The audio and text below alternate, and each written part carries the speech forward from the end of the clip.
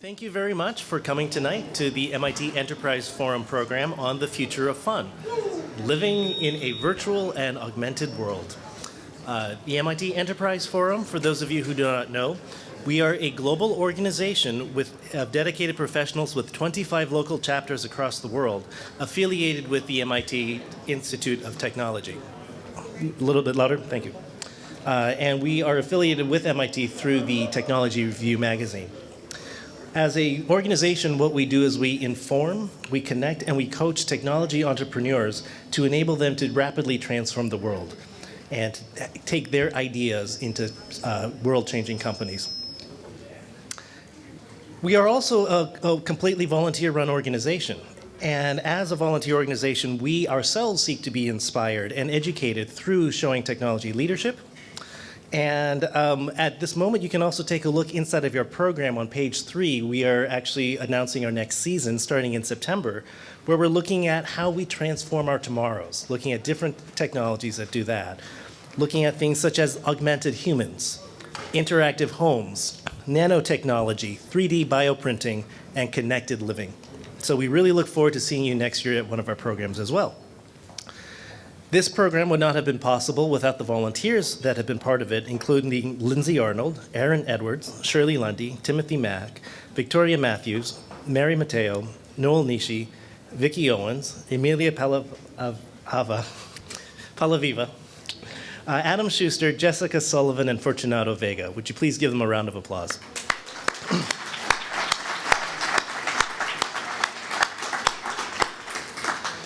And these programs would also not be possible without our sponsors, our Diamond sponsor, T-Mobile, our Ruby sponsor, Artifact Group, and Emerald sponsor, Summit Law Group. And today we also have a program captain, Bader Martin, who helped sponsor a number of student tickets from University of Washington. So thank you very much to all of our sponsors. As well as in-kind sponsors, sorry, I forgot about these, Free Law Computing, MIT Club of Puget Sound Video, and Net Reflector. But now on to the main event, and then I can get off stage and we can all be entertained. Our moderator tonight is Emilia Palaviva from Artifact Group, Chief Marketing Officer and Engagement Officer there. And recently she's been doing a lot of speaking and a lot of organizing of these AR and VR programs, looking at how do you promote inclusion, not just content and not just engagement, but inclusion of communities. And we are very lucky to have her here as a local resource while she goes and speaks on the national stage. So please, Emilia. Thank you. I'm Emilia Palaviva. I head marketing at Artifact. We are a design and technology company based in Pioneer Square. And a lot of the work we do is around the future that technology is going to create for us. So I'm really excited to talk about the future of fun tonight and set the stage for the great expert speakers that are going to come after me. I'm more the generalist setting the stage for the conversations to start later. How many of you have tried a virtual reality headset? Okay, that's good. So we are talking, we have a shared experience that we can all get behind. But this is an image that illustrates what 20, 30, 40 years ago we would think about when we say fun. What is fun? Fun is something that provides mirth or amusement, enjoyment, or playfulness. That's the dictionary definition of fun. Fun is something that also makes you do things that you may be reluctant to do. And since the beginning of times, fun and technology have been somewhat related and connected. If you look at the history of toys, from the kite to the yo-yo to the electric train to the Atari, as soon as we discover something new, scientific or technological, we find a way to integrate it into the things that we have fun with. And that continues to be the case with virtual reality. One of the for the majority of us that have experienced virtual reality, we know how exciting it is to be completely immersed in that new world. We actually don't even have the terminology to share what we're seeing and what we're doing. We use the term virtual reality experiences because we don't know, is it a movie? Is it something that I'm driving? Is It's an experience, but we need to come up with new definitions to talk about this. We also need to be somewhat careful about what virtual reality would mean for us as social beings. I'm sure most of you have seen this, but this is Mobile World Congress in February in Barcelona. It's the largest mobile technology trade show. And at that, Facebook provided the audience, every attendee, with a virtual reality headset. They all put it on. They were super excited. Nobody noticed that Mark Zuckerberg was walking by them at that time. They didn't even need to bring security in because nobody was paying attention for that. So you can see how you don't require a huge leap of the imagination to turn this at Mobile World Congress into this. And this is a scene from The Matrix, the human pods, where everybody lives in them and is fed through a tube and lives in their imaginary virtual world with nothing real around them. And I think we'll all agree that this is not an outcome that we hope to achieve with virtual reality. So when we're thinking about the future of fun in the context of a virtual and augmented world, we also have to be careful about the dangers of it. But before we go all there and go all skeptic and dark, let's look at what some of the exciting entertainment experiences are. For everybody, fun means a different thing. For me, this is a screenshot from, and I need to grab my notes. It's a screenshot from Shape Space VR. I was at the AR VR Summit in February, and it's a LA-based artist who designs these experiences. These are blobs of color, and there is audio coming through as well. And as you move, they move around you, and you can push a blob, and it comes back at you. If you push it faster, it comes back to you faster. That was, to me, fascinating, because it was rich. It was something that I had never done before. I had not even imagined it possible. This is another one. This is Google Tilt Brush. And what I enjoyed about this one is the ability, you're in a virtual reality world creating things that you had never, again, imagined that you'd be able to do. So that's my version of fun. I'm not a gamer, so this is what I pick up for. This is what I go for. For others, fun may be the latest Disney VR app, which was launched, I think, earlier this week. But it's the opportunity to experience the world of Marvel or the world of Star Wars in virtual reality. And then there is, of course, gaming, this is a Crystal Cove, a game developed by EVR. So there are many definitions of fun. Gaming and entertainment is a large portion of what we think about when we talk about fun. And obviously, VR and AR has made huge strides in delivering exciting things there. But beyond gaming and entertainment, there are several other categories where fun, even if the industry is not necessarily gaming and entertainment, fun plays a role. One of them is news and media. And so this is a photo of the war in the Ukraine from from a year ago. Pretty powerful, scary, not as impactful as this. This is a screenshot from The Displaced, VR movie experience put together by, it's available on the New York Times VR app. And it basically brings you the human stories of that same war. You can see the impact of the war on Oleg, who's an 11-year-old boy living in the Ukraine. You can see the destruction around him. You can see how he interacts with his surroundings and with the people around him. And that's one of the big value proposition of VR outside of one-way gaming, is the ability to build empathy with people that are far away, that are different from you, whether they're disabled or refugees, and that's a huge benefit of VR. The second area is health. And for the longest time ever, we've known that when you bring fun into healing, the results are more positive than if you don't. On the left side is an example of nonprofit organization that is bringing fun activities to people with learning disabilities to help them improve their health as well as their learning behavior. On the right is just a random screenshot of a gamification app. How many of you have a fitness tracker and accounting points, or have used an app to encourage your kids to brush their teeth and give them rewards? There is a huge body of work that is showing that as soon as we introduce a gamification component to behaviors, to actions that we may consider boring or not likely for us to follow through on, adherence improves, and so does health. So that's the non-VR world. In the VR world, this is BraveMind, which is a program for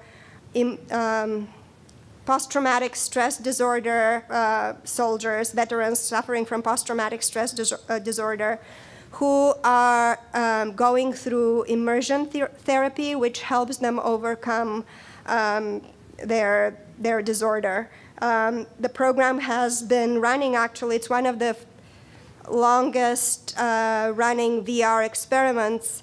And when we talk about the early success of VR, it's programs like this that are proof point to the power of VR. And finally, education.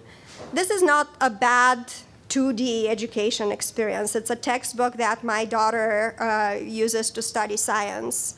But it cannot be compared to this, where kids put the headset on and they can actually imagine themselves in the solar system, touching or imagining they're touching. Haptic feedback might be coming.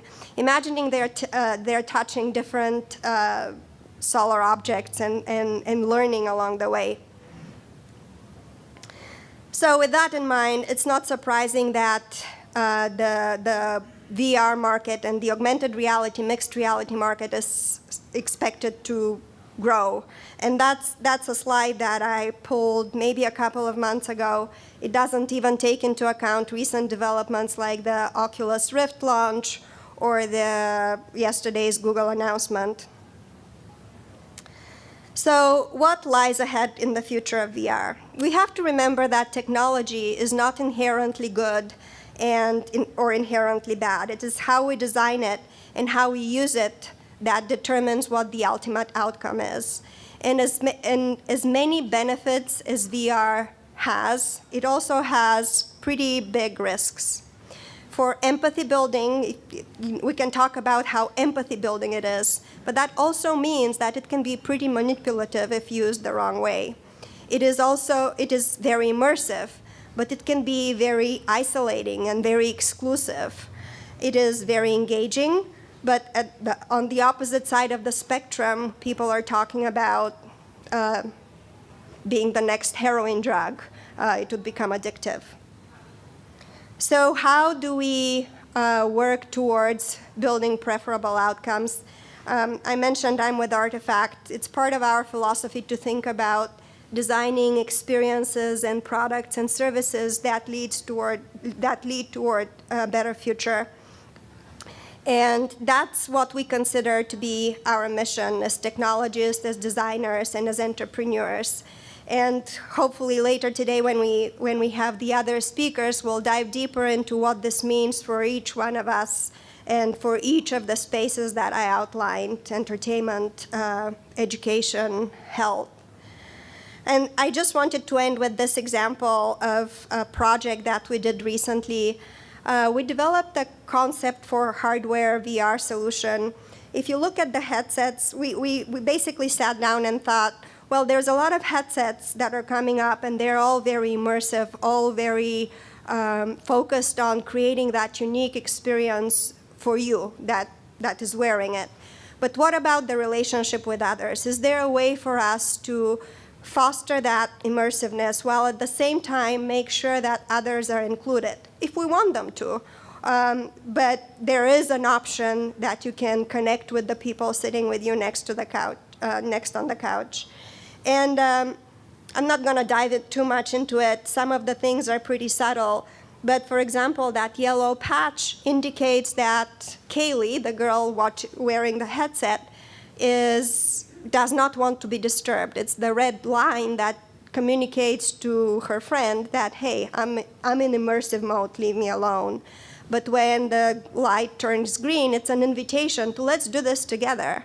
Then you can see that the screen is a two-way screen that allows you to share some of the content that you're experiencing so that you can have that conversation with your friend or family. And if you have other devices, is there a way for us to share that content even if you don't have a headset? And suddenly, for me as a parent, the idea of virtual reality and having my daughter or my son wear that thing on their head becomes a little less scary, and I'm a little more willing to get them something that would encourage their learning or improve their health without necessarily feeling guilty as a bad parent. So on the bad parent note, we have a great lineup of speakers. Dr. Thomas Furness, who is known as the grandfather of VR and is the founder of the Virtual World Society, is here. He will deliver a keynote and share with us his rich experiences and history of VR.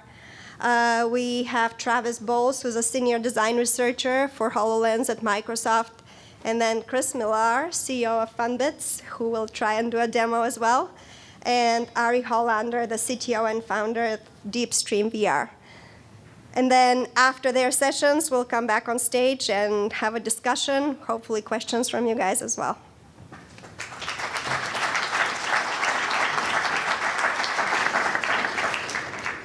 Well, good evening, everyone. You're very patient as we see all of this stuff unfold. I'm sort of this relic that everybody wanted to, sort of touch base and make sure I'm still alive. And really my whole role tonight is to be to soften up everybody for the real act, which is to follow me, the people who are really doing the amazing and fantastic things. But I wanted to begin, I'll pretty much tonight be telling stories. The first story happened about 15 years ago. And I was approached by a group from Eastman Kodak. This is when Eastman Kodak still existed. Remember, they used to make film that went into cameras, and cameras had film at one time. And so they asked me to actually come to Rochester, New York, to give an inspirational talk at their annual award ceremony. Now they have this annual ceremony, the Mies Award, where they have about 3,000 scientists and engineers in this audience, and I was supposed to be there, this lab guy from Seattle, to inspire them.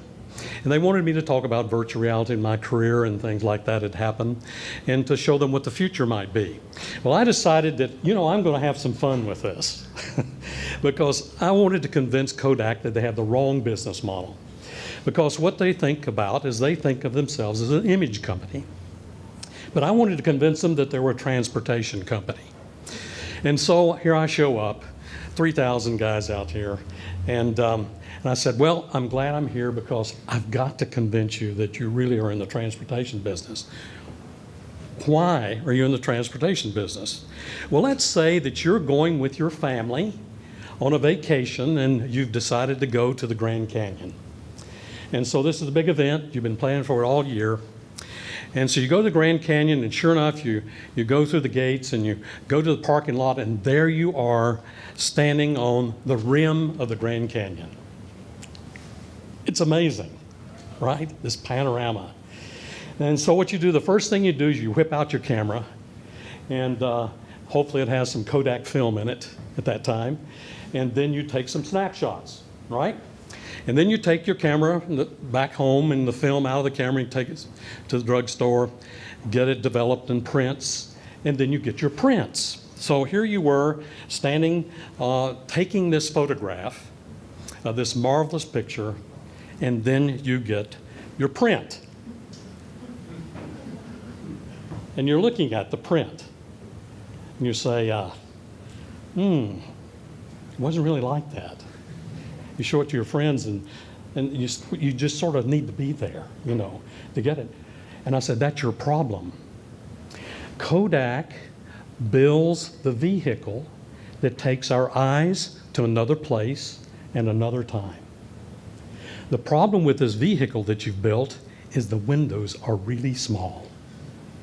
And that what you need to do is build a vehicle where you can step outside and be there. And be there again and again and again. And oh, by the way, your friends could be there. Not handing a photograph to them, but handing a place to them. And then what I did was I outlined a whole program for them. I said, this is how you do it. And I started out with this world capture system that you had to build.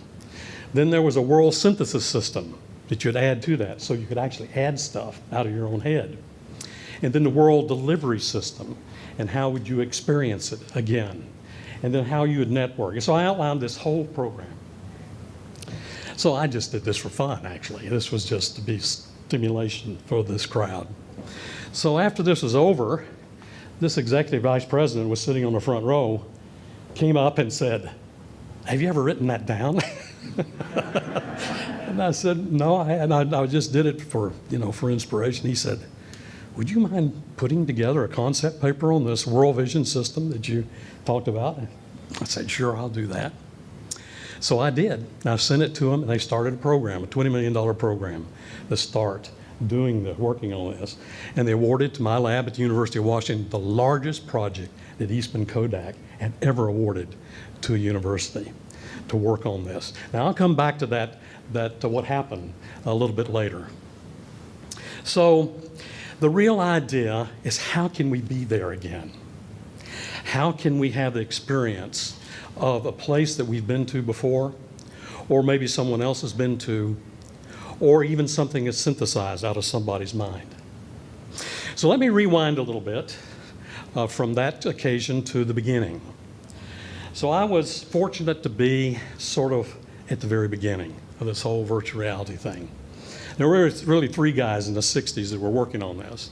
There was Mort Heilig, who was a filmmaker. He was interested in doing 3D films and built this so-called Sensorama idea. There was Ivan Sutherland, who was interested in how do we interact with computers in 3D. And then there's a Lieutenant Furness, a brand new lieutenant, electrical engineer from Duke University, who was commissioned and had to go in the Air Force to avoid going to the war. I had to go to the war, but not in the Dayton-Ohio War, rather than the Vietnam War. And so all three of us were working on fundamentally the same kind of thing. Mine was a little bit different, because my job was to figure out how do you couple one human to 50 computers, where you had 300 switches on the control stick, 9 switches on the throttle, 75 displays, pulling G's at the boundaries of consciousness and being shot at the same time. That was the problem. How in the world do we get bandwidth to and from the grain in that particular situation? F-15 aircraft is one of the aircraft I worked on. And I was flying in the airplanes. I was flying in Phantoms, and I was testing this equipment when we went along. So I've been through the barrier. I've been pulling G's to boundaries of consciousness. So I wore this stuff, and I know what it does and what it can work, how it works. So it was clear in those early days that we really didn't know how to couple humans to machines, because we were using these highly coded interfaces. Very difficult, like a jigsaw puzzle you dump in a pilot's lap while things are going really fast. So there were two problems I was trying to solve. One was the aiming problem, because we were having to aim the airplane to aim all the systems on the airplane. And so you see over here on the right-hand side is the picture of the world's first helmet sight. This is a contraption we built that added to the Air Force flight helmet that let us track the head position and azimuth and elevation angles and use it to couple the systems on board the airplane. The navigation computer, missiles, radar antennas, all this kind of stuff. So wherever you looked with this infinite collimated reticle, you put that over an object of interest, and we aim things to that. At the same time, we had on the left-hand side the world's first virtual display. There was a real problem in cockpits. We didn't have enough room, especially when we had sensors that could see at night, low light level television, forward-looking infrared. We couldn't put a display in a cockpit big enough so you could actually see what was coming from those sensors. So I started working on this idea of virtual images. Nice thing about virtual images, they don't take up any space, but they can appear to be just as big or bigger than what you ever get physically. So what you see on the left is the world's first helmet-mounted display. And you see, I don't know if you see the name badge here. That's Lieutenant Furness. wearing the world's first head-mounted display. So this was going on in the 90s, in the 60s. And it's going again in the 90s too, but that's and then we decided, well, if we have this way of displaying information in virtually, and we know we're tracking the head position, that means we put the two together, we would always know where the picture is located. Therefore, we could use that to not only aim the sensors on the airplane and get the view through that direction, we look through the aircraft with sensor eyes, but we also could put computer-generated information there too. So it's just like you had this cockpit that was invisible, and indeed, ultimately, a cockpit that you wear. So it was clear that we had more problem than just the vision part because of the sheer complexity of these aircraft. In the case of an F-16 aircraft, you'd have a computer for digital fly-by-wire, for stability augmentation, for air data, for your electronic countermeasures, and so forth and so on. As a matter of fact, if you have a power failure in the main bus of this aircraft, it just isn't going to be a good day because the plane just sort of like the pointy end goes to the back and the blunting end goes to the front, and you sort of have to leave the office really fast. So the question was, how in the world do you take advantage of all that computational power with one operator? So we weren't going to get there using traditional methods. So what I did was start working on this notion of a cockpit that you wear, where you have a magic flight suit, you have a magic helmet, you have a magic gloves, three-dimensional sound, you have three-dimensional input to the eyes using holographic optics, holographic lenses and things like that. And what you do is create this panoramic picture for the pilot you see on the right. It's what we call a mimetic display. And so what it is fuse all the information from our sensors into this big picture that you'd see flying at night, low altitude and high speed. And oh, by the way, when you look around, you see other pieces of this picture. Daylight, you'd see through it. So it's augmented reality. At night, it became virtual reality. And as a matter of fact, depending on what you're trying to do, there was a sweep between augmented and virtual, depending upon what we tried to do. Now, in order to prove that this would work, I had to build my Darth Vader simulator. And this was in 1981. 1978, I started working on this. And this was the ability to actually test these concepts. It was to be a simulator on the ground that would test these things. But what we would do is what we learned from that, we would build airborne systems to test them in the air. So this gave us a 120-degree field of view, stereographic, by 80 degrees, and we used 2 television picture tubes.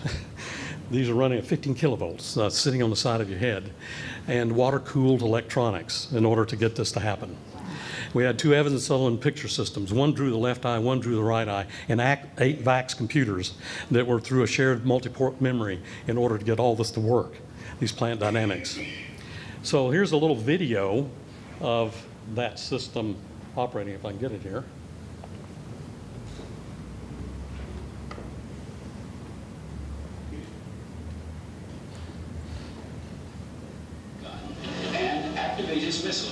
All by voice control.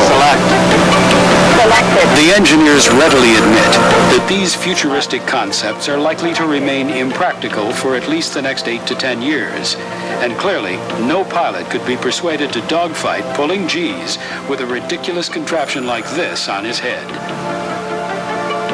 But it is only experimental. And advances in miniaturizing the high-resolution TV screens that will project the graphic displays onto the inside of the visor have already led to the development of a new and much more feasible flying helmet currently under test. But even more unusual ideas are being developed at Wright-Patterson. This man is switching switches simply by looking at them. Using infrared lasers, sensors in his helmet read his eye position from moment to moment so that computers can identify the switch he's looking at. And down the corridor, the tiny magnetic fields given off by the brain activity of this research volunteer are being analyzed by a superconducting device known simply as SQUID. Controlling fighter aircraft systems simply by thinking is, some researchers claim, no more than 30 years away. Okay, you see the date here, 1986. You think we made it? We actually have. 10 years ago, I was flying an airplane, just by thinking about it, at Wright-Patterson Air Force Base, with my old buddies that I used to work with there. Okay, so we don't want to see that again. So through this experience of 23 years developing fighter cockpits, we did a lot of amazing things. Of course, we had a pretty good budget too. You know, this working for the Department of Defense, when you have problems to solve, and during the Reagan years, you know, we had a lot of money to work with, but we had problems to solve, and that was what we were after. And the F-16 aircraft, which is an example of that. This middle picture is one of the flight helmets that has everything incorporated in it. It's actually lighter weight than what the normal Air Force helmet is by itself. And the head-up displays, holographic head-up displays, things like that. I was working on all of those. But then something happened. As it turns out, it came out in the news that the Army was spending $500 for hammers and the Navy was spending $700 for toilet seats. The general called me from the Pentagon, and he says, "We need some positive publicity. Would you hold a press conference on the work that you're doing at Wright-Patterson?"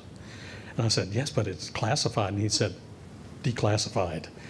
And we need some positive publicity." So I held a press conference, wrote a press release, and the CBS Evening News shows up. Dan Rather and his crowd, with David Martin, Pentagon correspondent, and a television crew in my lab at Wright-Patterson Air Force Base, taping this stuff. So I ended up on the CBS Evening News, changed my life. I went from being a military scientist to show business. Because then, after CBS was there, NBC had to come, and ABC, and CNN, and CBC, and BBC. Science editor of the New York Times came down and spent a whole day with me saying, "What is this virtual reality stuff?" So, as a result of that, it was clear that this is something that became popular. But more importantly, there's phone calls that I began to receive. Because of this media exposure, I'd get a phone call. A first phone call was from a mother. She says, "My child has cerebral palsy. Is there anything you would do with that technology to help my child?" A surgeon called me, said, "I'm a thoracic surgeon. I'm inside this patient up to my elbows trying to do a replacement of the aorta. And my navigation system, which is my CT scan, is on a light box on the wall. Is there any way you can put that so I can see inside the patient, see these things?" Another surgeon says, "I want to be inside looking out. Can you put my eyes inside the patient to look out?" Firefighting company called and said, "We have this real problem with firefighters. They're going into buildings, they're filled with smoke. They don't know if there are any people in the building. They don't know where the fire is. They don't know where the other firemen are. And the guy who's telling them what to do is the fire chief. He's on the outside of the building, and he has a radio, and that's it. He doesn't know anything. Isn't there any way that you can build a super cockpit?" Anesthesiologists. So I was getting 3 or 4 phone calls a week. People watch this program on television and said, "Can you do this with that?" And my answer was universally, "Well, yeah, you can do that. As a matter of fact, that'd be sort of easy to do compared to what I'm trying to do." And so I realized we were onto something really big. This was transformative in terms of how do we get bandwidth to and from the brain and how we use the tools of our age. So I decided to leave the military. And I put together a plan to start a laboratory somewhere in the United States. And as it turns out, the University of Washington made me an offer I couldn't refuse. And so I landed here in 1989 to start the HIT Lab, the Human Interface Technology Lab. From that, it became actually a legacy. We spun off 27 companies. 3 of them are traded on NASDAQ, market cap at about $10 billion. There's a HIT Lab, another HIT Lab in New Zealand, another HIT Lab in Australia. And so this is what happens when an idea whose time is right. We thought it was, but it took us a long time from 1989 to, what is it now, 2016. So in that time, after I started a lab here at the University of Washington, we did a lot of cool stuff. First of all, it was clear to me nobody knew what virtual reality was. And so we needed to get VR in the hands of people. So, in 1993, we built the world's first consumer virtual display. You could go buy it. This is the Virtual Vision Sport. And what this did was give you a 1 meter screen at about 3 meters away. Use a vacuum electrofluorescent illuminator, a liquid crystal, a transparent liquid crystal medium, then projected into a prism, and then what you'd see is this screen. It's what we call an iMultiplex display. You could go buy this. It cost $799. Nobody did. It was not because they didn't like it or didn't want to, but it was so expensive. And all they could watch was Oprah. I mean, they could watch other stuff, but you know, that was the idea of broadcast television at the time. But what happened was amazing. So this patent, my patent in 1992, that we built this virtual vision display, took us in all kinds of other directions. And I'll show you in a few minutes. But it was clear that that wasn't going to get us there. Too low a resolution, not enough luminance, not a wide enough field of view. And it was clear to me that we're never going to get there with matrix element displays. That you always had to have an object, had sufficient number of pixels, sufficient luminance, or whatever. We weren't going to get there. So I decided, why don't we just go straight for the retina? Why don't we just paint an image directly in the retina with micro lasers? That was the first virtual retinal display. The idea of projecting with 1 pixel that moves really fast over the whole retina. Unprecedented. Luminance, resolution, everything. Started a company called Microvision. It still exists today that's working on this technology and has worked on it in 1994. So over the years, we've seen evolution. Certainly this technology that I originally started has been picked up in various forms, including the Sony's Glasstron and all the way to the Google Glass using some of my patents. Also, you've heard of Magic Leap. Magic Leap is pretty much using the virtual retinal display technology. And there's stuff that's coming that'll even blow that away. But eyes are incredible. And what we need to do is take advantage of the way the vision really works and be able to get those photons into those amazing waveguides that we have in the receptors of our eye.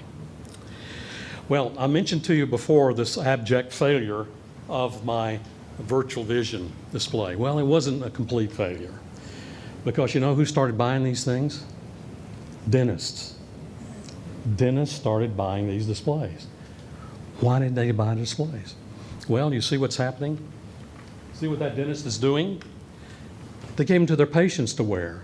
Patients would pick up a movie, they'd play it, put it in a VCR, play it in this headset, sort of zoned out watching this movie while the dentist inflict pain on them. And you know, the dentist said it's wonderful because they don't complain anymore. But it is causing a problem. We can't get them to leave now. You know, we can't leave now. This is the good part. But even more remarkable than that is what you see over here on the right. This little girl's playing Nintendo. And so here she is in the dental office with the glasses on, playing Nintendo.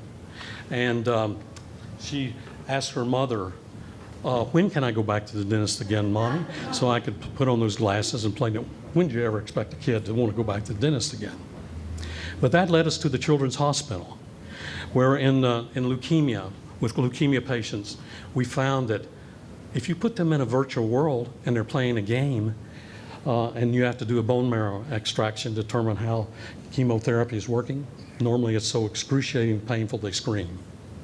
But the kid is bent over, playing Nintendo with a virtual display, and the doc puts a needle in, the kid goes, keeps going. Doctors look at each other and the nurses and say, what is this about? And that's what led then to all the pain work, the burn pain work that we've pioneered is being used around the world. Also the PTSD work that's being done, the phobia work that's been done. And you'll hear from Ari Hollander here in a little while, who's been one of those pioneers doing that work in the therapy area. So not only were we working on the VR thing, we were also working on the AR thing. As a matter of fact, the HIT lab at the University of Washington, was we created the first video-based AR and the first company, AR Toolkit, the AR Toolworks. And we just sold that company in 2015 to Dacry. But this way you can now combine virtual objects with real objects. And that, of course, has a life of its own. Amelia showed you the chart, of the AR chart, what it's likely to grow to, along with the VR chart.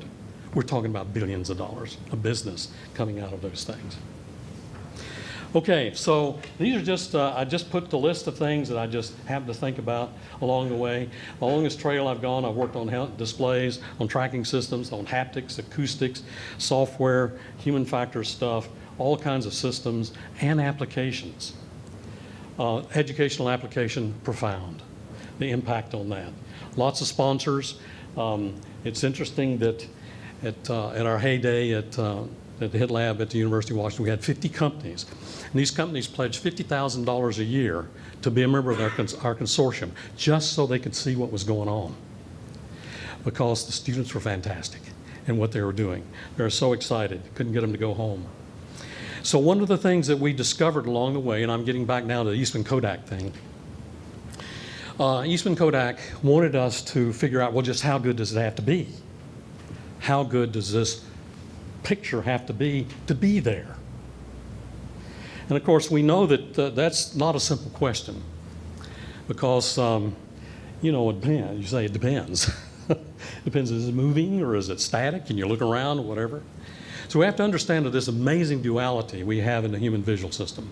We really have two visual systems operating in parallel. One is what we call the focal visual system, which is mediated by the fovea of our retina. But we also have the ambient visual system that's mediated by the paraphobia and the peripheral visual system. And these two operate in parallel. The peripheral visual system tells us aware of things. The focal visual system tells us what of things. And these two things work together. We don't do it right. We throw away one whole visual system. And by the way, we're doing that today. We're not taking advantage of the way it really works. So what do we have to do? How do you get an objective measure of how good it had to be? Well, you know, in the olden days, you had subjective measures. You had a scale from 1 to 7. How present are you? Do you feel like you could reach out and touch something? So you come up with all these questions. Variability across subjects was enormous. We decided we needed an objective measure of that. So how do we get an objective measure of presence? Well, what we did was tap the central nervous system and did it in a way that was non-invasive. So what we did was we put the subjects in our experiments on a posture platform. It was actually a platform that had strain gauges in it. And we put them in an inherently unstable condition, what we call a sharpened Romberg. You have one foot in front of the other, and you have your arms folded. So you're sort of inherently unstable. And oh, by the way, you're using a combination of your vestibular system and your visual system to maintain postural stability. So here you see a person standing on the posture platform and this dome in which we can rear project up to 180-degree field of view picture on the rear illuminated on this. So here you see from the other side, you see the subject looking into this dome. Project this wide field of view picture, and then we move it. We move the picture. And guess what? We knock you off your feet. You see the harness? That's because people fall over whenever you move this. But it's a function of how big a picture it is. So we wanted to find out, where does it start asymptoting? Where do we get to the maximum? Because that would tell us what we're tapping into the central nervous system. And even the stuff that goes subjective, below our consciousness, in terms of field of view. So we had these two different patterns we used. One was this propeller radial pattern that we would rotate. The other was a pattern of Edmonds, actually a model we'd made of Edmonds that we'd also move and find out what happened with these people. And so these are the results. So what you see on this scale is the field of view. Actually, you don't see it on your screen, but it goes from 30 degrees up to 180 degrees, 30 to 180 degrees. Okay, and we want to find out what the dispersion is. What this means is how much wobble do you get from the person in terms of their shakiness. Now you'd expect it to go up, right? Increase as you increase field of view because you're stimulating more of the peripheral retina. Well, guess what? It doesn't stop. We thought it would asymptote. Based upon our other work, it asymptote maybe 60, 80 degrees. It's still going up at 180 degrees. And you don't even see out here, but your central nervous system is being impacted by it. So we have a lot more going on with our vision than we think. And we've got to do this right if we're going to take advantage of VR. What other story? So early on in the history of the HIT Lab, we decided to find out, how can we teach with this? Does it make any sense to teach with VR? So we worked with Garfield High School, chemistry department. This was one of the modules teaching about electron orbitals. And the idea is that we wanted to compare different teaching methods, different pedagogy, in terms of the impact on retention and what the students learned. Now, electron orbitals are sort of abstract. What happens with electron spin and energy levels and things like that as you start growing in atomic numbers. So we compared the traditional way of teaching, where you have the student, the classroom with the textbook, the teacher, blackboard. We also had the second treatment was a computer-aided instruction, interacting with the computer. Third was virtual reality. You're shrunk down to the size of an atom, and you built an atom. You would take the electrons, you take the protons and neutrons, put them together into a nucleus, and then you take electrons, give them a spin, energy level, put them in an orbit, and then they would take off. Then you'd add more atomic numbers, things like that. So when we compared the students at the end of this module, we found out the kids that were smart kids, the ones that were making A's, didn't matter, whichever treatment they had. But those kids that were making D's and flunking, the ones that actually did the VR thing, caught up with the smart kids. And when we tested them a year later, they were better. They retained it better. There was nothing wrong with those kids. It was the way we were teaching them. So it's incredible power in terms of retention, of putting people in places like Grand Canyon.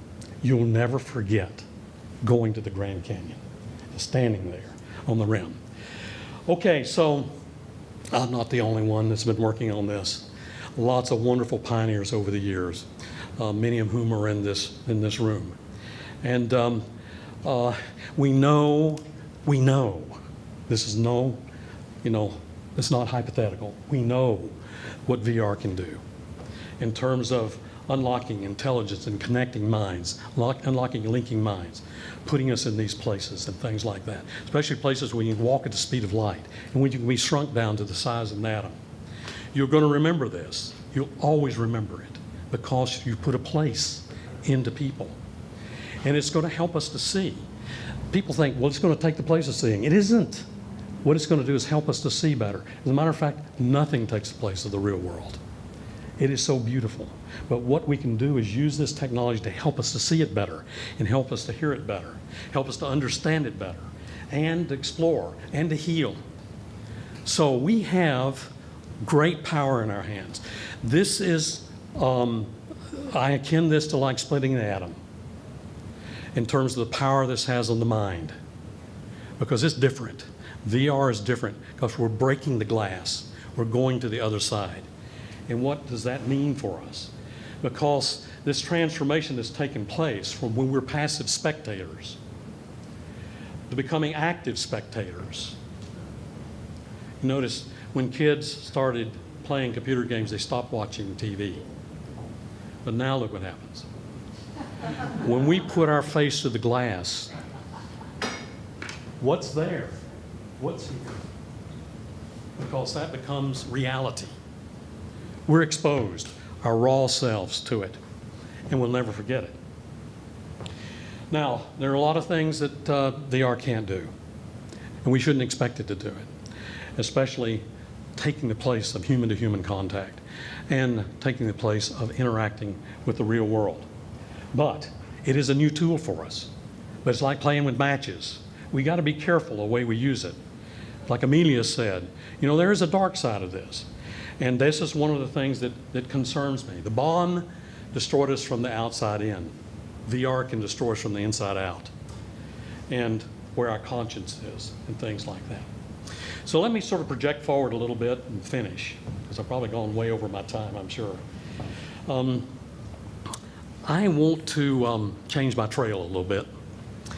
I'd like to be a kid again, you know.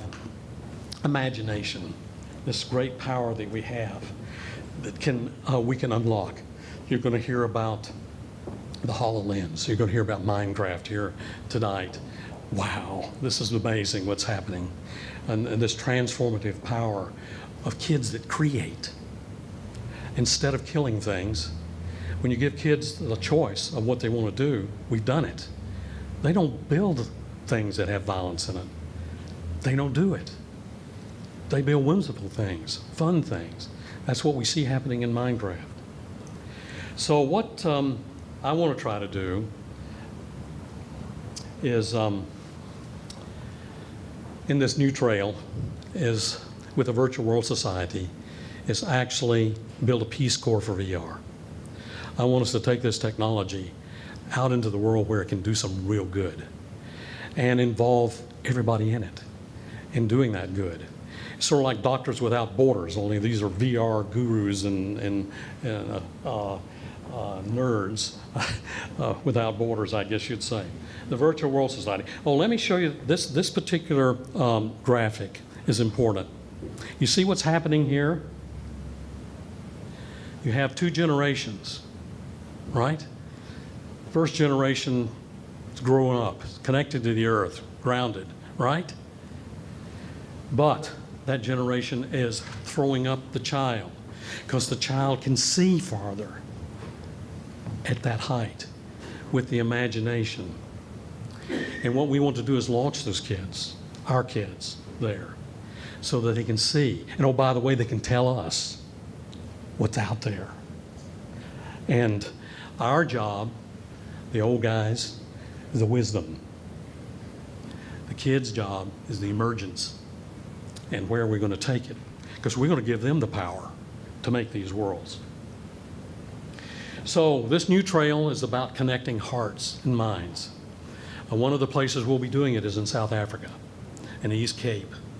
And before I croak, I want to hand off this torch to you guys, all right, to carry it into these places and do these things. And that's what the VR is about, to take advantage of what we know it will do, but get it out of the hands of necessarily the game makers that are going to make these demonized, or these games that take us where we don't want to go.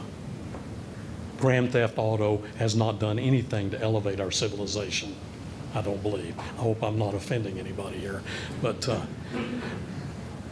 But building a world that teaches us empathy, like what Amelia showed us, that does help us build a better world.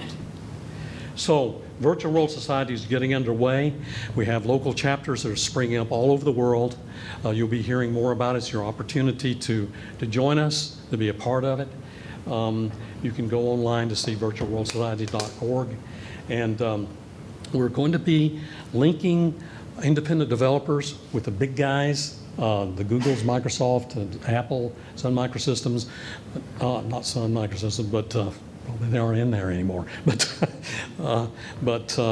the people that are, the Oculus that are in this field, we want to work with the United Nations, UNICEF, and our end game are families, or living rooms.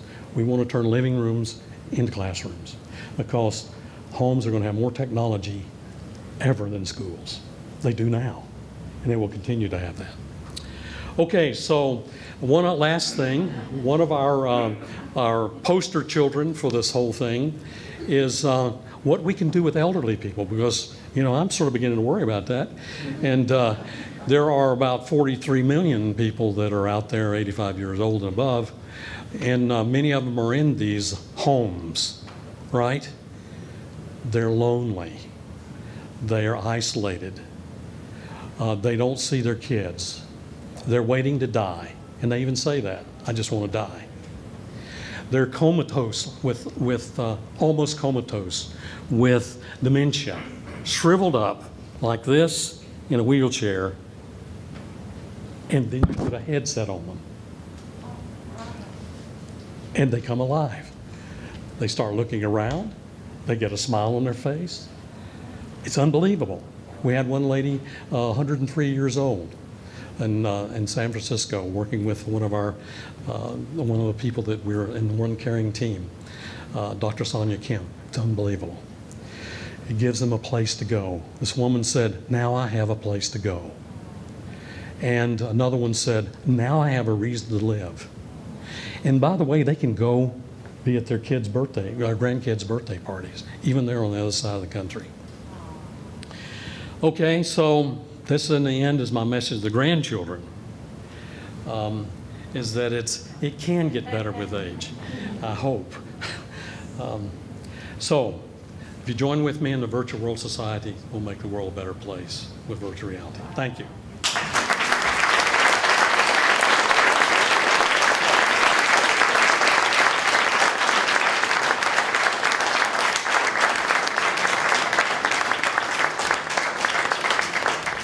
I'm Chris Miller. I'm the founder of FunBits, and we're a video game company.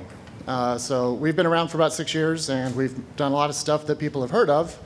And I'm excited today because we've also done a lot of stuff that we've never talked about until today. So it's great to be in a room full of people interested in technology, nerds, people who are not nerds, people interested in VR.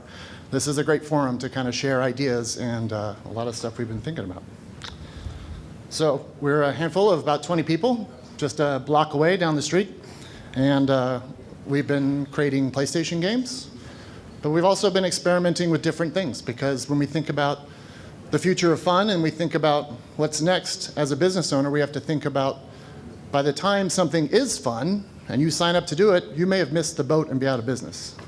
So we always have to be thinking, what's next, what's coming, what are people doing ahead of time, and how do we stay afloat as a business, but also what's engaging to people and what's interesting. So I think fun is a very personal thing. I think everyone has their own intention of how they enjoy games, how they enjoy socializing. 50,000 people here, we're having fun with Beyonce.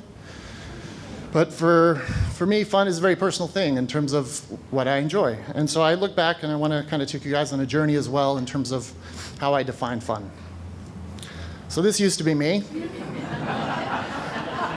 This is what I was doing when Dr. Tom was creating virtual reality. But I was a very awkward kid. I came here from Scotland. I spoke funny. I didn't understand any American sport or how to play it, especially when you hit a home run and keep running around the bases. So I would retreat back home. My dad was an electronic engineer and had a lot of stuff, and a lot of computer and a lot of equipment. It didn't make sense. My mom was always mad that we used the one phone in the house, that we paid money to friends so we could dial up on a BBS. And this is where I spent my time.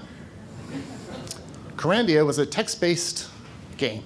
You could dial up, and you would put gems in fountains, and you would adventure and explore, but then you would meet someone, and they would chat to you. And you would chat really slowly back. Wait, wait. And they chat back. And you were connecting with someone, and it was really exciting. It was a really amazing time because we'd never had that before. You went to arcades and put your quarters on and played by a machine, and it was social, but you never really connected with people in a game before, and that really spoke to me. My parents had high hopes. And the funny thing is, I got a job for pizza, testing games at a small company called Silicon and Synapse, and they were working on Blackthorn and Rock and Roll Racing and Lost Vikings. 12 people there. My brother worked there as an artist and designer. He blagged his way in, and they said, "Can you animate?" He said, "Sure." Called a friend. "How do I animate?" And we worked together. That company went on to become Blizzard. And after we worked on games all day, we did what you did when you had tons of computers set up with the LAN-based network. You'd run around and shoot each other till about 4 in the morning. And that just kind of hasn't gone away. That's what people do. We have sci-fi shooting guy, and we shoot each other, and we enjoy that. But then we were looking at other games around that time, and this thing came out, Mario 64. And it changed everything. And to me, this is kind of how VR is doing now, in that when we saw Mario running around in a circle, not just left and right and up and down, and we could go into the castle and jump into the pictures and slide and play the rainbow levels, which were the hardest levels ever. I could never do them. I have shaky hands and I tremor, so that was just a nightmare. But it was inspiring to think how games were going to change into a whole new world of experience of 3D. And we started playing a game called EverQuest. So we went from shooting each other to casting spells with each other. And one night, we're still at work at 4 in the morning, and we're watching the sunrise, and we're typing to each other and hanging out. And here's another moment where we stop playing the game, we start connecting, and we're watching a sunrise in a virtual world. And that really kind of impacted me, because we still remember it to this day, of watching a sunrise in a game. It's very strange. Flash forward to now, we have Journey. This is one of the few games that was really built on emotion. And I love that Dr. Tom called out, like, can we do something different? Can we think ahead? What's fun? How do we connect people? And this game was very purposefully built to be built around emotion. You don't know if someone's 12 or 50. You don't know if they're male or female. They don't have a band above their head that says Barbie 655. You don't know who, but you connect. And you can have a very strong, impactful experience with someone because you can help each other. You can help each other fly. You can help each other jump higher. And it's visually beautiful. Hold on, anymore. I'm sorry, I'm still stunned by your speech. I'm still like reeling in my head. So what's fun now? That was fun.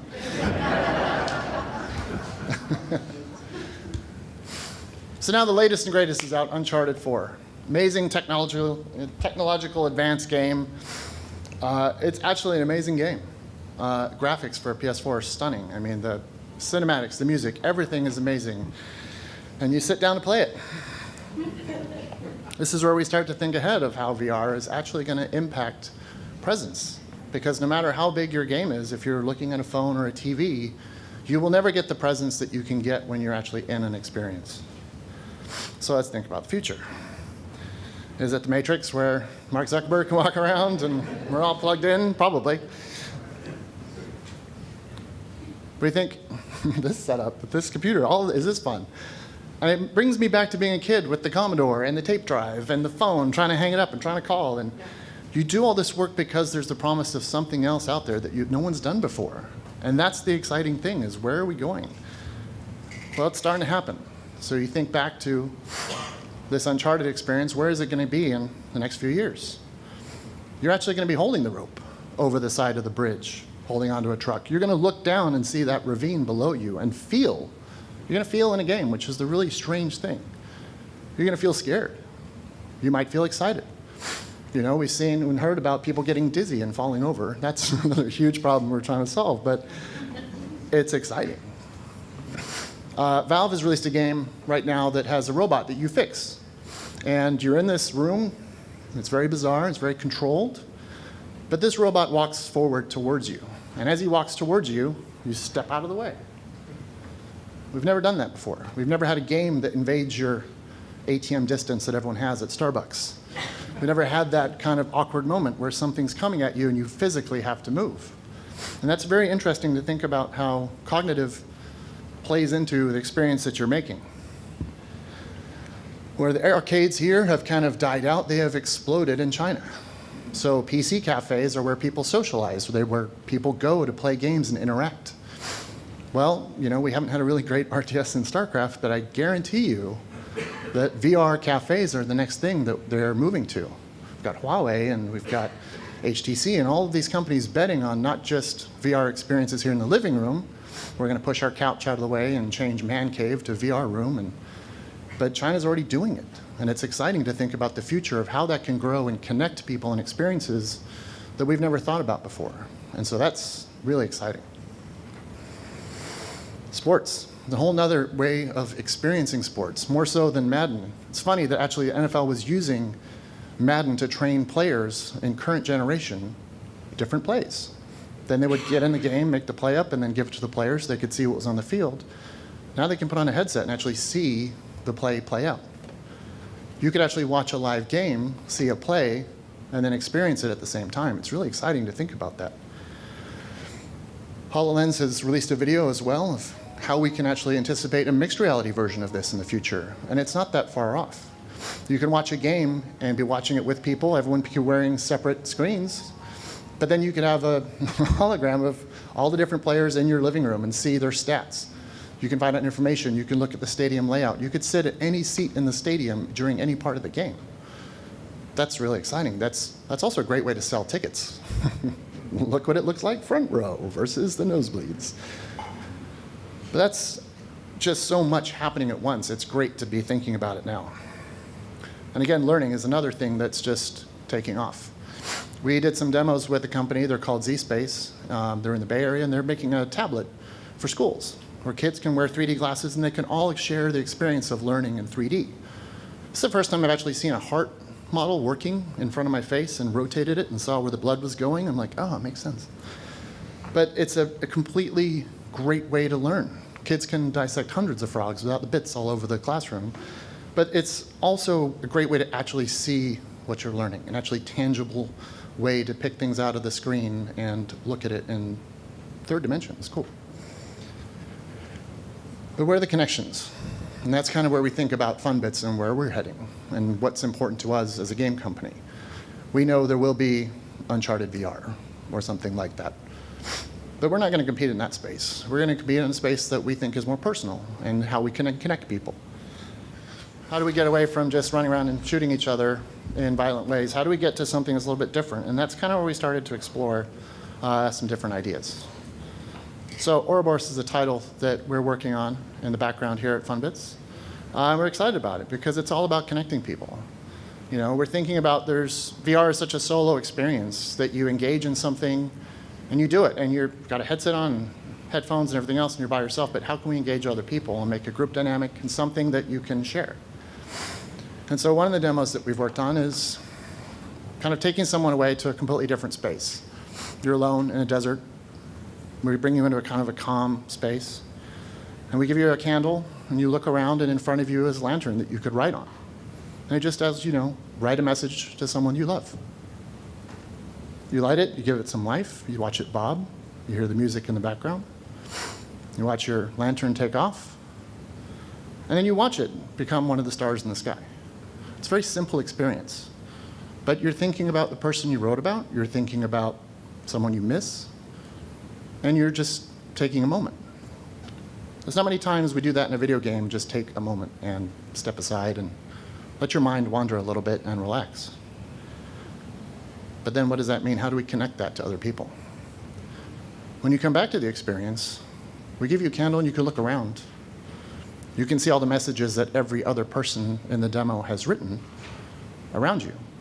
Then you get to experience what everyone else has written. You get to collaborate with other people in a very kind of sharing, cool way. Messages that people have written on their lanterns to loved ones. Some people may draw some funny or inappropriate things. But that's where we can like things and share it out. But then we get to create an experience that's generated by thousands of people.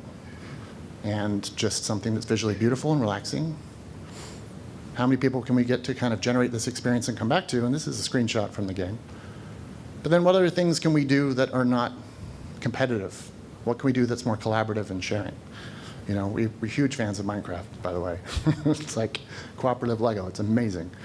But taking that experience of working together to build something, oh my God.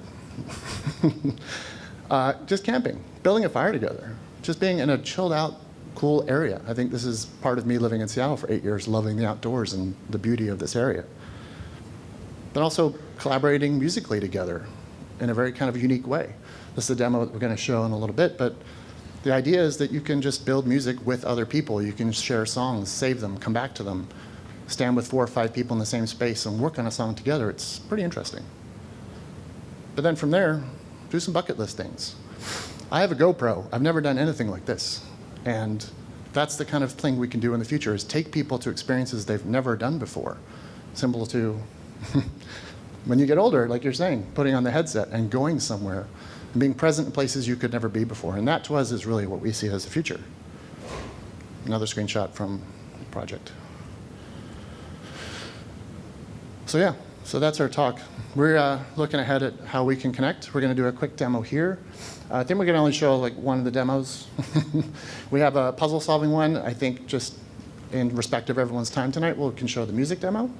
And we can just kind of show how we're building that, and then we'll go to the next talker. So we just appreciate everyone being here tonight, and we'll just give you a quick demo on the stage now.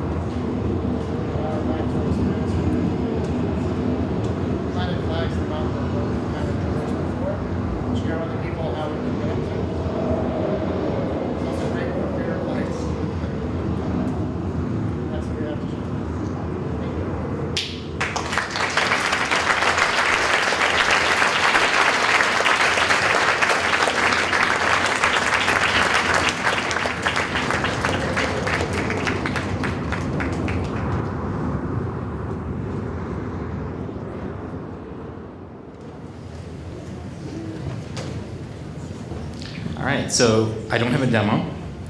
And I am very much a newbie to this space, especially in light of some of the folks that will be up on the stage today, or have already been. So I'm going to talk a little bit about the problems that I've been facing on a day-to-day basis trying to translate one of the most popular experiences into a VR world from a user research standpoint. We're going to be going, to the best we can, we're going to go Eind the mask, sidering the player inside the headset. I'm not sure what that means, but I look forward to finding out what the rest of the presentation says. One small correction, I just have to say this because my friend Adam Greenberg would be very surprised to hear it. I'm not the design researcher for HoloLens. I have established the foundational research for HoloLens and AR. I did work on that project to help them understand how it might work in the home environment. Good friend of mine is that guy, Adam, and so he'd probably be surprised to hear that. What I've been doing most recently, I'm going to skip over talking about what we do in any detail, but just basically I work for Studios User Research at Microsoft. We provide the user research support for all of the interactive entertainment properties from Microsoft. So this is across Xbox, Windows, and so forth, a HoloLens. We're about 25 of us, master's level, PhD level. All of us have backgrounds in psychology, a lot of cognitive psychology, experimental psychology. We have some neuroscience folks. We do a lot of research, about 200 plus studies through our labs every year, tens of thousands of people coming in and actually in-person testing things, and then we have a lot of remote work that we do as well. So me, that's right outside my office, which is kind of cool. So I've been doing this work since I did the foundational work for HoloLens a couple of years ago. And then otherwise I've been supporting Minecraft as a lead user researcher on Minecraft for about a year now. And in the last 4-5 months, I've really been focusing on trying to improve, from a user research standpoint, the release for the VR version of Minecraft. And so that's coming out for Rift in the near future, but it's already out for Gear VR. And I'm going to talk about a few of the problems that we encounter doing that, and I'm going to be covering a lot of ground. I could be talking about any of these. Yeah, okay, so I'm actually going to grab this mic. Sorry. Because I need to look back at these slides and see what you can see, which isn't much. So let me just say this. We're going to be talking, when I'm talking about the things I'm talking about, it could apply to tethered experiences, untethered experiences, AR, VR, seated, standing. In some cases, it only apply to one, and when it does, we'll be talking about that. But otherwise, we could be all over the map. So what do? As a user researcher, I hear people talking in the previous two talks about fun. I'm on the hook for measuring fun and figuring out if it's better or worse, which isn't as easy as it sounds, and it doesn't sound easy. And we do that in a variety of ways. We do this across a couple of axes. We do, all right, I'm just going to talk. So when we measure fun, we measure user experience with games. We measure the attitudinal aspects. This is the opinions and judgments of players about what's good and what's bad. So people talk in terms of subjective and objective. It's that piece of it. To the other spectrum, where we go out and see what people do, sometimes in the lab, sometimes in their home, sometimes through the telemetry where we're learning about what people do by what they're playing in their game when they're on Xbox Live. When you check that box and sign on to participate, we can learn a little bit about how you play when you're actually out in the world. So we have a massive data set for a lot of the things we do. The Minecraft data analysts have amazing, amazing data. And then we go all the way from the qualitative, which is the insights and description side of things, over to the quantitative, which is the numbers and measurements. This is where I have to say what the number for fun is. And I have to be able to explain why, if that number changes, it has changed.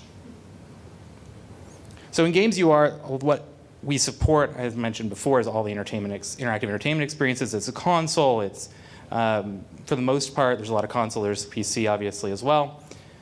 And we look at things like controls, optimal button placements, key assignments, sensitivity, heads-up displays, and the information that's presented around your periphery when you're playing a game. All this nuts and bolts kind of stuff, we have to figure that stuff out. And then we have to ask questions like, how fun is this? And we do things like we evaluate narrative and story. Uncharted was a great example to bring up earlier. That game is very story heavy. All those stories and games you see now, user researchers work on that to understand as the game is being designed, if the design intent for that, if the story they're trying to tell is the story that's getting across to players. You can start to see how that would be really relevant if you're trying to develop a narrative in a virtual reality environment. And then we look at other things, pacing and immersion and so forth. Now in VR, we have to look at the similar things, but you start to think about what does it mean to evaluate fun in VR? If you put a VR headset on somebody right now and they haven't done it very often, they love it. I mean, what am I measuring? Am I measuring the fun experience, or am I measuring how awesome it is that I'm in wherever it is? Filing your taxes in VR could be fun, right? I mean, if I'm filing Trump's taxes and I have all that money and I'm sitting in the fancy desk, that could be fun. It wouldn't be fun on Xbox 360, but it could be fun in VR. And so there's a challenge there right now while we're still in that new phase to evaluate what impact that VR has on the experience. So this is kind of a dry topic, so we'll go through it a little bit quick, but that is one of the things we have to understand is how you control your AR and VR experience. That demo we just saw, that was very cool, teleporting around, doing things you can't do in the real world. But sometimes you have a game like Minecraft where you could teleport people around, but they're pretty comfortable with the way that they interact with the Minecraft world already. And you don't want to take away a piece of that experience for that particular game where it's part of the game and take away the running from zombies and the other exciting parts of the survival by jumping them around. So you got to figure out how you're going to handle those controls. Well, this is the controller that oh, that is on the screen, nice. What's coming next won't be. So that is the controller that is the biggest part of my life, the Xbox One controller. It's a PC peripheral, it's a console peripheral, but it also in the VR space, this is the default controller for Oculus Rift right now, and for a lot of the mobile-based devices, they use this or a clone of this controller. So this is what a lot of people are using to interact with VR, and in a first generation of VR, this is still pretty relevant.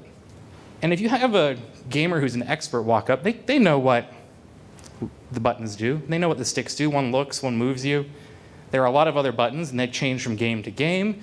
And they kind of know what those buttons do too, all right? And if they don't know, we'll put one of these little maps up on the screen, and we'll tell them what it does. But I realized how badly this works in my first test when, well, that's what you see when you're in VR. So if I hand someone an Xbox One controller and tell them, press the Y button to do something, well, they're not necessarily sure where the Y button is. It's over here somewhere, but without being able to see it, do I really know if my finger's on it? Moving from the stick to the button and back and forth. More than that, most of the people we bring in play games. Like I said, they're experts. They kind of know where all the buttons are. That's because we're bringing in people who play games. When you start to look at the VR world, you're going to be bringing in a bunch of people, and we already are seeing this, people that don't play games, that want to participate, they don't have any of the groundwork for this. So in the Minecraft world, Minecraft's across a lot of different devices. We bring people into the lab who love playing Minecraft in their Pocket Edition. That's the device they're going to be sticking on their face for virtual reality, so that's the version they're used to. They've never held a controller, or if they have, they haven't really learned how to use it the right way. What they know is that touch interface, and now we're giving them a controller and saying, you can't see it, but there's a button there, and that's a trigger, and if you move your thumb from here to here, this is how it interacts. I know what you're thinking. You're thinking, no, smart people are figuring this out. There's so much better controllers. We just saw one in use just a minute ago. And yeah, that's a lot better. There's fewer buttons. There's kind of where your thumb is where it should be. It's easier to know that you're hitting one of those two buttons. You can differentiate them by feel. There's some good human factors there. In AR, you have direct gestures. If I want to pick up the microphone in AR, if I want to pick up the pen in that tax simulator I patented earlier, I can just reach out and do that. So that's much easier. But if I tell you to open this virtual door, this is from an actual game, how do you do it? Just put your arms out. Show me. Somebody in the audience, show me how you open this door. Okay. We got some agreement. We got some people pulling down. We got some people going up. It's a good question. I'm not really sure. But I do know that if I was reaching out for a real door in real life, and I pulled on that door, and I put my hand the wrong way, it wouldn't go. And then if I went the way it was supposed to go, it would go. And a lot of times, that's exactly how we're figuring things out. We're getting that feedback from the world around us. The world There's a lot of cues and affordances and things that we're not just about what you see, and it's not just about having that controller interact with that specific thing like a handle. And if you ever see anybody do charades badly or mime badly, because it is a skill, that's what you're seeing. You're seeing, without having that wall pressing back on me, like, what am I doing? And we know a little something about this because Connect. So we've seen what happens when you try to build systems around interactions where you don't have that all of the cues that come back to you to give you that experience. It takes a lot of work to develop those things the right way, even with hyper-precise controllers. So let me sum it up by saying controls aren't easy. A lot of people that don't play games are going to want in, and we want to let them in. Demoing and instructing is hard, and this is across the board for VR. One of the real challenges is it's almost like that old meme of giving tech support to your grandmother on the phone. You can't really see what's happening or in the same way as other people that are experiencing it, which makes it a little hard to explain to them what they should do next or what they should have done. HoloLens is a great example of this. As an AR system, if I'm standing up here, there might be a display pinned to that column there, but if I hand it to my friend to show him how awesome it is, now I'm trying to kind of figure out what he's seeing and where it is, and we're having that communication, and it's just not as easy to demo as some products are. And then, as I mentioned, real-world experience can be misleading if you get into this kind of, conceptually, it's an uncanny valley where your interactions with the world exist, right? So you essentially have this place where the affordances and the graphics and the hyper-realistic controller and the fact that I can walk around this stage all tells me what's going to happen next if I interact with something. It all cues me to do something that I need to do, and then it doesn't work exactly the way I expect it to. And that can be challenging. We talk about challenging things. We have to talk in the VR space, we have to talk about comfort. As I mentioned early on, Minecraft VR team decided they wanted to bring that real Minecraft experience out to the world. And to do that, that meant you had to move around. You had to do all the stuff that you do in Minecraft. And a lot of games weren't doing that. They all found lots of clever ways to not let you walk around. Because guess what? When you walk around, bad things can happen. VR sickness. First of all, it's real and it's not solved. And people will tell you it's solved. And I'm telling you now, there is no system that 100% of the time, for 100% of the people, will generate no VR sickness if they're doing immersive and interactive activities. There's people that can do anything, they don't get sick. There are people that out there that like that, definitely. Probably some of them gravitate to working in VR. But no one has completely solved that. So you have to evaluate as you go. Everyone also says they have a solution. So, at I'm a VR master, forever.com might say his beer pong simulator won't get you sick, and he knows why. It's because he only used yellow everywhere. Probably not true. But a lot of people will see those things, and they'll cite them, and they'll cite them, and they'll cite them, and they'll pass them along. And one of the challenges is it's hard to properly evaluate A/B, things that you change to improve motion sickness. It's a very complex model. It also impacts men and women differently, which sucks, because women can get motion sick up to 4 times as frequently as men. Also, people with different size feet, people with different size heads, these things can all impact your VR experience. There's correlations to these kinds of things in terms of the way that they can impact you. So if you build a perfectly well-intentioned VR system and you don't take comfort into account, you're going to be differentially making the experience worse for different groups of individuals and putting more barriers up to their participation. So as we mentioned before, the model here, if you want to call it a model, I'm going to, is just, this is the feedback loop. You, controller, your character moves, you see that it moves, you respond to it. It gets a little more complex, even in the most basic situation. You're seated, you have a controller, and your head can move. All 3 of those things need to be integrated together into the movement of your character. And when you do that, what you end up with is that a lot of things influencing that feedback and potentially contributing to that mismatch of motion. Players also evaluate their own comfort pretty poorly. For some reasons that were greatly mentioned earlier, the experience can take you away from feeling discomfort and feeling pain and things like that. So you can be really enjoying your gaming session and not really notice that discomfort's creeping up on you. So when you stop it hits you, and that's not pleasant. That's the consequences I just mentioned are also delayed in some cases for motion sickness and VR sickness, and you can encounter that.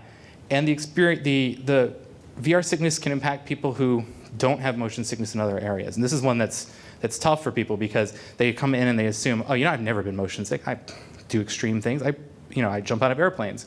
And then for the first time when they can get hit with that motion sickness. So there's a lot of work involved in going through and A/B testing and iterating on things you can do to make things better for folks.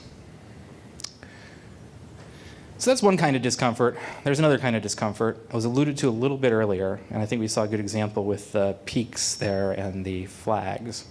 But this image is a still from a famous film, early film, of a train basically coming at the camera. I think everyone here probably will vaguely remember hearing this anecdote at some point, that when this was first shown, the people in the theater freaked out.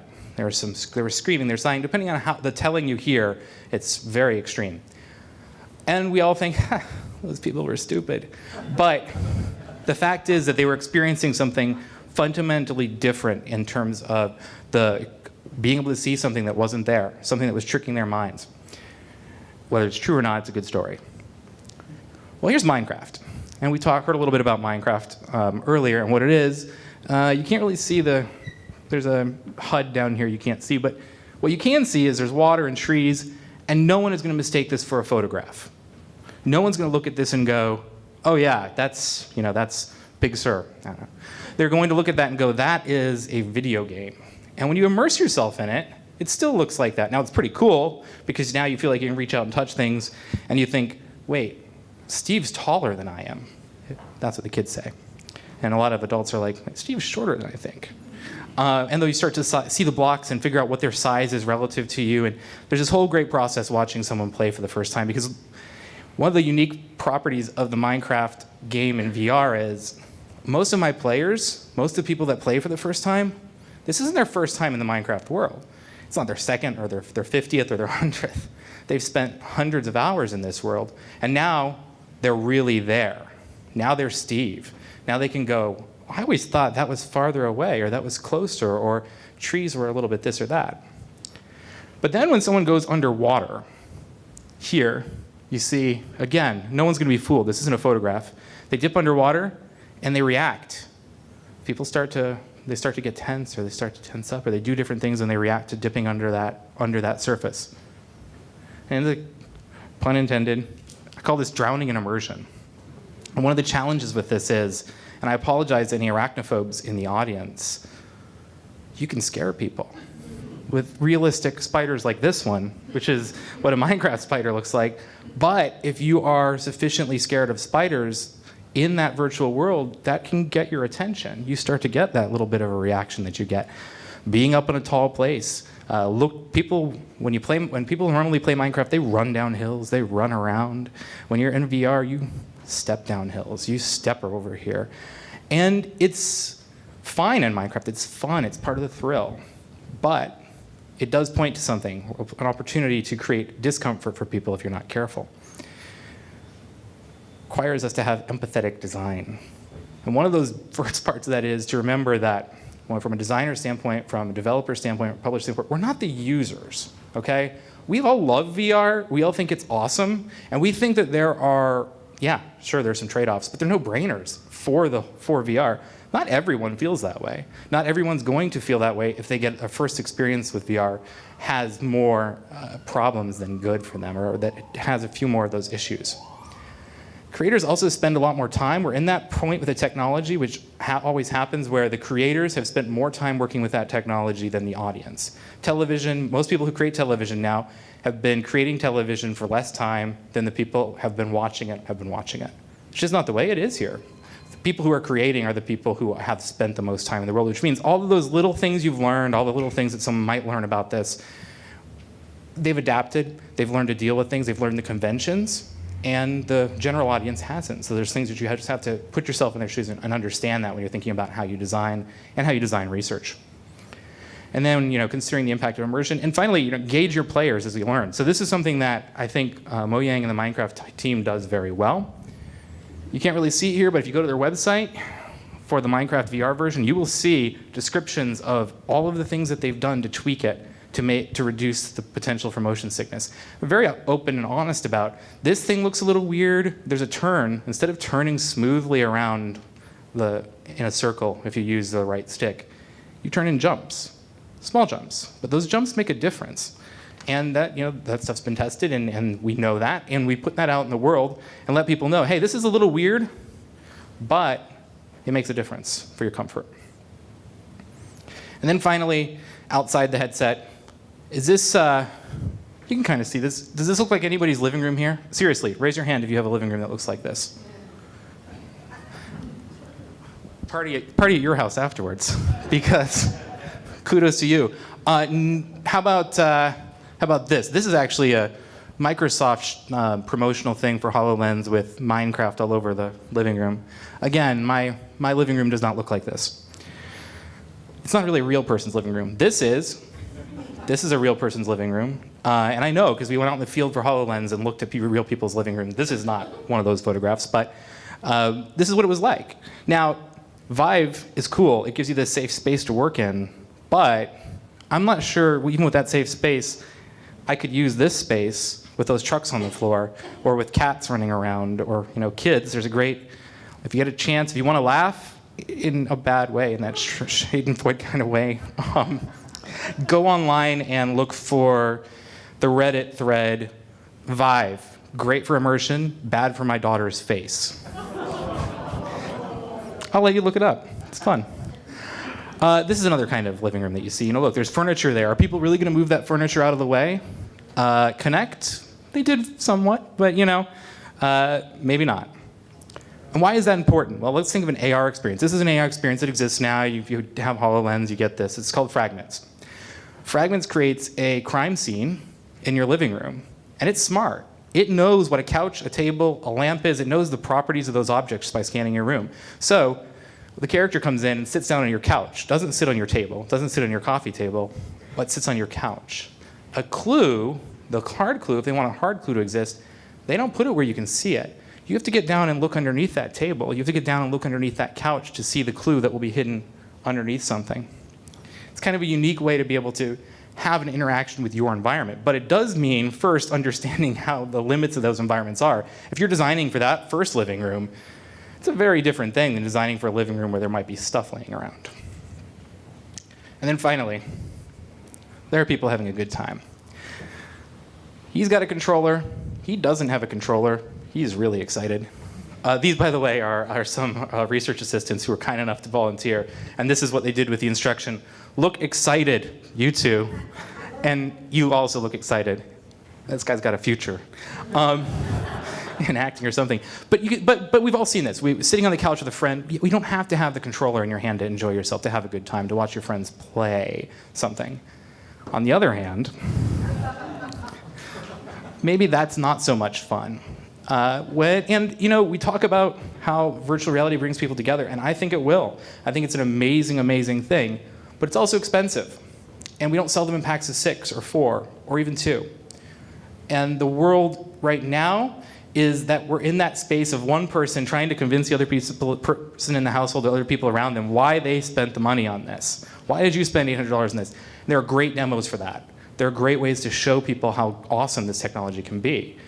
But ultimately, one person gets to play and other people get to watch. That's not great. So from a Minecraft standpoint, until the world gets to this, where you've got everybody on the Gear VR in the same household, or maybe in different households playing, there's kind of an interim solution, and that is that the Mojang folks have demoed this, the ability to play Minecraft. Oh, you can't see it on the far right, but over here, this guy's playing on Minecraft Gear VR. You just have to take my word for it. And the other folks are playing on their other devices, and they're all in the same world. And that means a couple things. One, it means everybody can play together, and they're not getting an equal experience. That's okay. And it means they can all work on build something together, and then they can pass that headset around. And they can all experience what it's like to go walk inside and look up around the thing they built together. And that's pretty cool. It's not perfect, but it's a lot better than, that. Now, that's it from me. Special thanks to some of the folks that you can't see. You'd think I would have adjusted by now. Cautionary tale for FOV and design of games in VR. You never adjust. But yes, so there's some folks up here that help with research, and the folks on the right help with photographs. And yeah, thank you.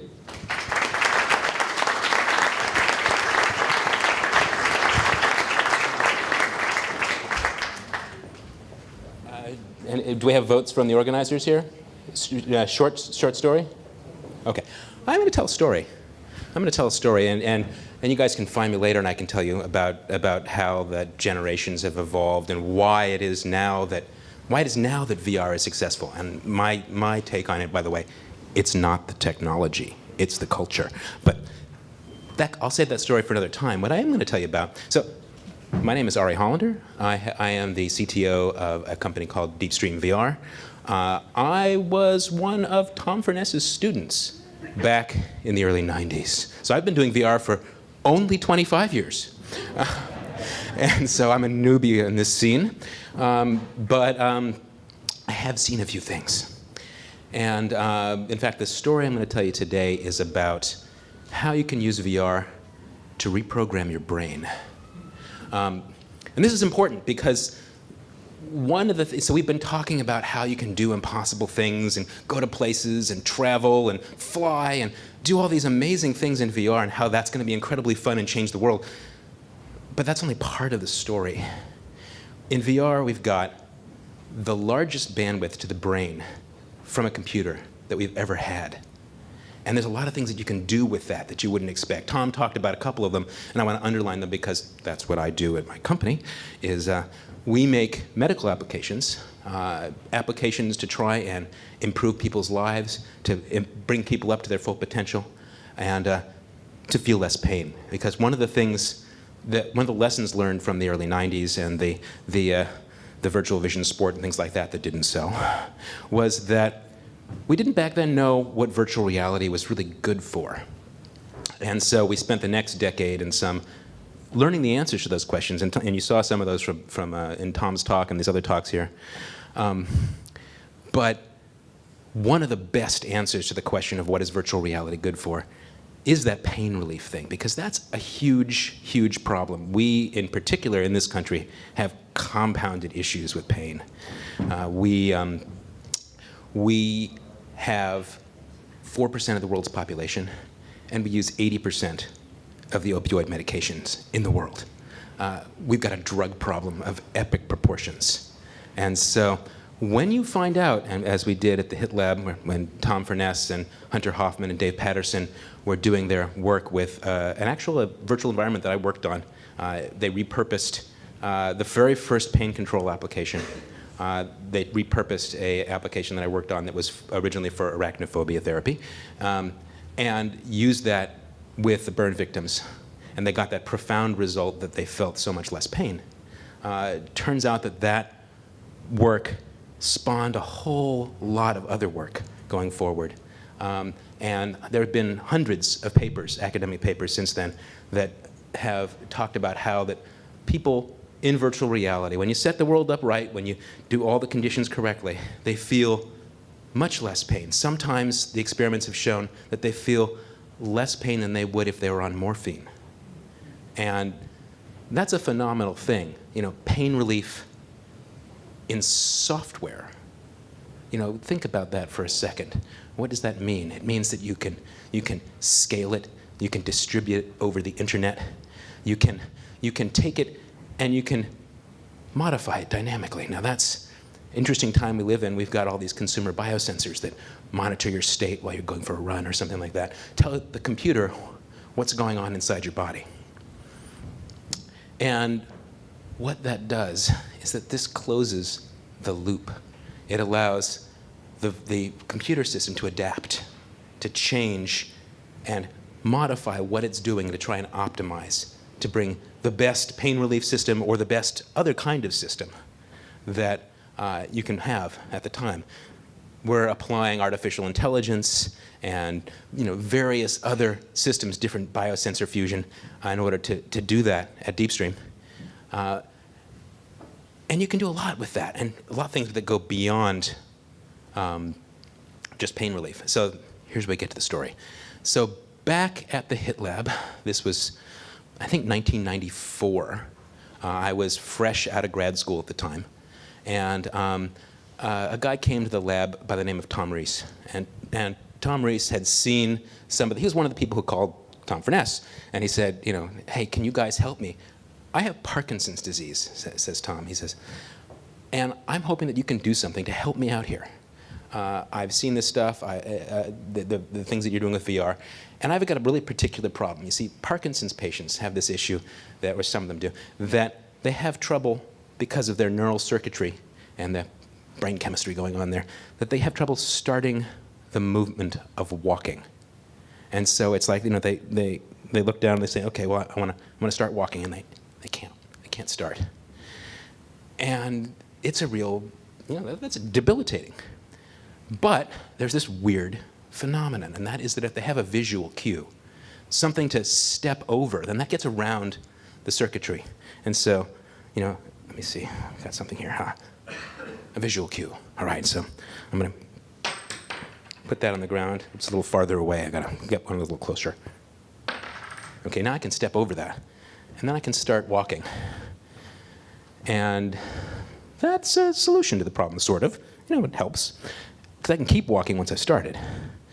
But then if you pause and, okay, I got to start. Let me check and see what I got here. Okay, here's one. Okay, so I put this down and I can start walking again.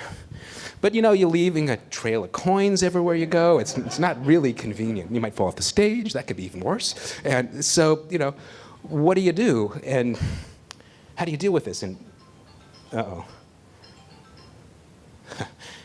I'm in a startup company. This is a problem, is that you run out of visual cues sometimes. But so anyway, so Tom Rees came to the lab, and he said, you know, what can you do for me? And so we took the Virtual Vision Sport that Tom's got right there, and I put together, using my old Amiga 1000 computer, because we happen to have that sitting around, a virtual visual cue set of bricks sliding towards Tom Rees. And so whenever he wanted, he could step over that brick that was sliding toward him. And it worked. You know, it was a pretty decent solution, sort of. I mean, so he had this really kind of inconvenient solution of dropping visual cues in the ground, and and that's a low-tech solution. We replaced that with a high-tech inconvenient solution. And so, you know, that wasn't so great. So we thought, well, okay, well, what can we do about this? And so, put our heads together, came up with the idea of, well, what if we made the simplest virtual environment possible? We reduced it down to 1 bit. Let me see if I've got a 1 bit with me. Yeah. Okay, I've got a 1 bit virtual environment in front of you, and it's way too bright in here, so you're not going to be able to see it. But imagine that you could see the spot from this laser pointer. Mounted on a headband. And so the laser pointer is pointed down, and now he's got a spot on the ground wherever he went, a 1-bit virtual world, augmented reality, that he could step over whenever he wanted. And that worked. Simplified it, made it, but you know, there it is. And so he's walking around. So now he's got a slightly less inconvenient solution to the system. But then one day he came in and said, well, you know, I've discovered something. I can turn the laser pointer off and imagine the spot. And that was a breakthrough for me in a lot of ways, thinking about this, because it showed how you can build up this scaffolding using virtual cues and then create environments that train people and rewire their brains. And so that's the kind of thing that we're attempting to do with the software and the systems that we're building. And we're out there in hospitals and clinics right now with our first system called Cool. And Cool is a pain relief system that's based on a lot of the principles that we use in developing the Snow World virtual environment that came out of the HIT Lab. And that's out there now. And we're beginning to get back information from the field about this. I mean, we knew that it was great for acute pain. We knew that burn victims could use this. And in fact, one of the interesting things about virtual reality pain relief is that you can get more relief from it, the research says, the more pain you have. And it works the best for the people in the most extreme pain. But what we don't have a lot of information about is what happens with chronic pain. Because chronic pain is a really different animal than acute pain. You know, there's a lot of different varieties. Basically, the definition of chronic pain is pain that lasts more than 3 or 6 months, depending on who you talk to. And so we didn't have a whole lot of information. There's a few studies. We did some collaboration with a group at Simon Fraser University, places like that. But handful of studies. But we just got back from one of the first installations of COOL out there, a paper that was presented, actually a poster, at the American Pain Society meeting, which was last week. And Dr. Ted Jones had some phenomenal results. We were used to seeing with acute pain, 60% of the subjects had at least 30% reduction in their pain. What Ted Jones was seeing with chronic pain patients was that 60 to 90% of his subjects were seeing massive reductions in pain, some of them 100% relief. But the really mind-blowing thing that happened was that it was lasting, and this we didn't expect. He was getting reports back from his patients, like one of them was exposed to sarin gas in Iraq, and had damage to his nervous system and is on a spinal cord stimulator, things like that. What he was hearing from these various people was that it was lasting from 2 to 48 hours afterwards. And so we got to go back and think about this a lot more, because this is unexpected results, and the unexpected results are really, really exciting things happen. But so we're looking at using VR and game technology and all these different kinds of things to try and make the world a better place in these ways. And it's a really exciting time, because people now have VR systems. They don't cost $50,000 anymore. They're out in your homes. It's the things that are shipping now are going to be useful for that application, and that was our barrier before. And so we're looking forward to a lot of interesting things coming out of this, out of the future of the fun technology of today is the future of the technology that will kind of change the world, bring magic into it, make things possible that we couldn't do through our various sensory channels. There's a lot of space to explore that goes beyond just having a good time. Thanks.